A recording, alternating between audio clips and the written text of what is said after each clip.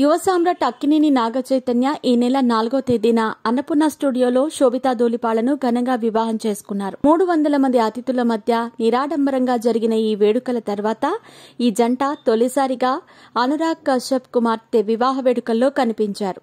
తొలిసారిగా వారిద్దరూ ఓ ఇంటర్వ్యూలో పాల్గొని వివాహానికి సంబంధించిన అనేక విషయాలను పంచుకున్నారు. పెళ్లికి దారితీసిన పరిస్థితులతో పాటు పెట్టిన కండిషన్లను నాగచైతన్య వివరించారు. కండిషన్ల విషయంలో మాత్రం ఎటువంటి మొహమాటానికి పోలేదని స్పష్టం చేశాడు. దానికి ఒప్పుకోవటం వల్లే శోభితను వివాహం చేసుకున్నట్టు తెలిపాడు. నాగచైతన్య మొదటి నుంచి తెలుగు వాతావరణానికి దూరంగా పెరిగాడు. చెన్నైలో పెరగటం వల్ల తమిళంతో పాటు ఇంగ్లీష్ ఎక్కువగా మాట్లాడతాడు. దీంతో తెలుగులో మాట్లాడటానికి తడబడతాడు. హైదరాబాద్ వచ్చిన తర్వాత తెలుగు కొంచెం అలవాటైనప్పటికీ ఇప్పటికీ పూర్తి స్పష్టంగా తెలుగు రావడం లేదనే ఆందోళనతో ఉన్నాడు.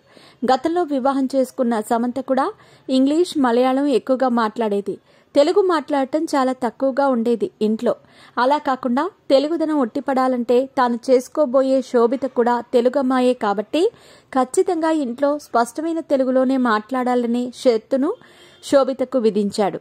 అందుకు శోభిత కూడా ఒప్పుకుంది. పెళ్లి జరగటానికి ముందు కూడా తనను కలిసిన పలు సందర్భాల్లో తెలుగులో మాట్లాడమని శోభితను కోరేవాడినని, తాను ఒప్పుకునేదని, అలాగే పెళ్లైన తర్వాత కూడా ఇంట్లో తెలుగులోనే మాట్లాడుకుంటున్నట్లు నాగచైతన్య చెప్పాడు.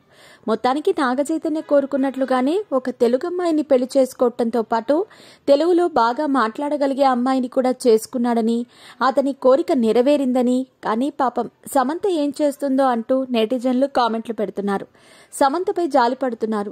నాగచైతన్యతో కలకాలం సంతోషంగా సంసారం చేసుకుంటే అందరూ సంతోషించేవారని, నాగచైతన్యకు పిల్లలంటే చాలా ఇష్టమని, ఇద్దరు పిల్లల్ని కంటే విడిపోకుండా ఉండేవారేమోనని మరికొందరి అభిప్రాయం వెళ్లబుచ్చుతున్నారు.